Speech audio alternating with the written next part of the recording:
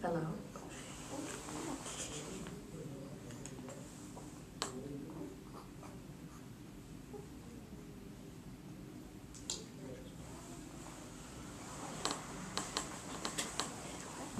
Hi, Mr. Burato. I'm Ms. Rodriguez. I'm Jacob's teacher. Oh, how are you doing? I'm good. How are you? Good. Thank you for coming in today. So this meeting is to discuss the Iowa state test of basic skills that Jacob completed in December. Here at Happy Time Elementary, we like to bring in the parent, go over the child's test scores to make sure that the parent understands what's going on with their child. So the tests are done throughout the East Independent School District in the San Antonio area, and pretty much what an achievement test is, it's a standardized test used to measure acquired learning in a specific subject area such as reading or math. This is way different from an intelligence test, which measures potential ability and learning capacity. So I wanted to start off by explaining to you the top portion of the profile, which goes over the norm reference testing, and then the bottom portion, which will go over the criterion reference testing.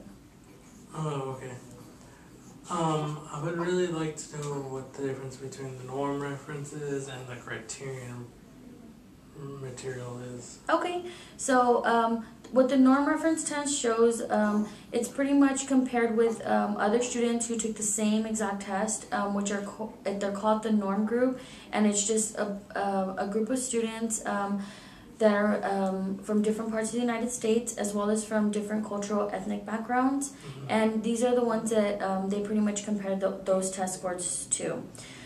So talking about the criterion reference section, that it gives you the information on how an individual performs. So this is pretty much like what Jacob's individual performance is on a specific standard or objective. So I'll start with the top portion, which is the norm, and then I'll go into more detail about it, and then we'll go into the bottom portion of it. Oh, okay, I get it now. I get what you're saying now. I understand the difference between the two different parts based on what you explained, which was really helpful. Okay, so let me show you what the subtests are. They fall under the norm referenced area. So right here, you'll see the subtests are the portion of the test which covers the broad areas such as vocabulary, reading comprehension.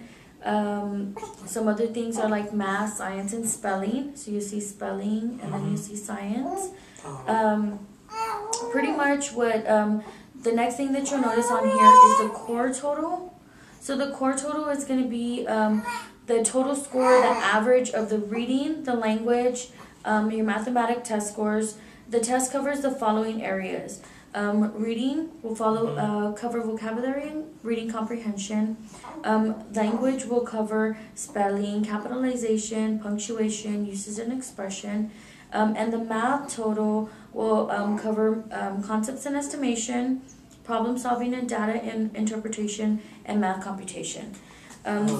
So as we move further down the page, you'll see the total composite score. This is the average right here, which would be the average of the reading, language, mathematics, social studies, and science test scores. Oh, okay. Okay, so a percentile rank is what I'm going to show you is going to be on the bell curve. So the bell curve is a little bit easier to read because pretty much the scores are on here, and you just read it flat out like that. So a percentile rank score compares the achievement test of a student or group of students to the achievement sample test who are in the same grade and who are tested at the same time of the year. For example, you can see that Jacob earned a percentile rank of 97 on his math.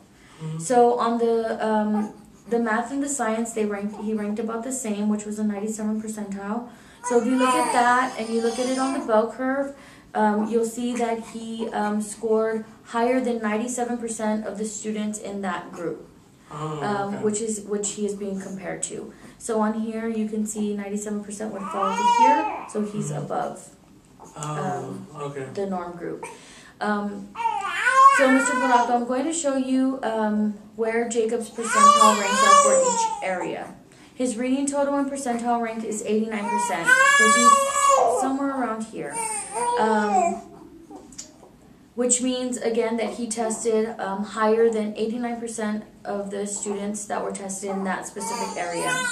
With Jacob's language, he fell into the 77th percentile rank, which is about right here. So pretty much he tested higher than 77% of the students in that area.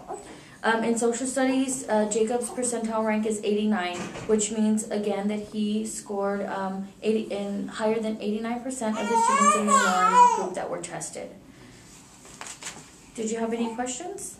So basically, Ms. Arias, my son is doing pretty well in all areas. Yes. I noticed that in some of the percentiles were marked at 97% in math, science. So does this mean that he should be pushed up a grade? Well, he not necessarily, because what you want to know is that when we're talking about percentile, we're talking about this norm group. It's not necessarily developmentally appropriate for him to be moved up. Oh, okay, I get what you're saying. Okay, so the next thing I'm going to explain to you is standard score. So you can see here it says SS as abbreviation. The standard scores all have common characteristics that separate them from other scores. One characteristic is that they all assume that student scores are normally distributed. It is mostly true that students' achievement scores are approximately normally distributed. It would not be appropriate to use standard scores to report student achievement if the scores were not normally distributed. So when you're looking at standard scores, if you look at Jacob's location on the scale, which is this scale right here, you'll see that on the Iowa Test of Basic Skills, he's at a 206 for reading, which here it's 500. So if you're looking at the scale over here, he would fall about 2 standard deviations below the norm. Now take a look at Jacob's math, which is 214, which you can see here. We'll look at the Bell score, and it pretty much means that he also scored 2 standard deviations below the norm group. Did you have any questions about that part? I was wondering that as you showed me the SS on Jacob's profile, I was seeing that the GE underscores. What does the GE stand for or mean? Okay. I'll go over that with you right now.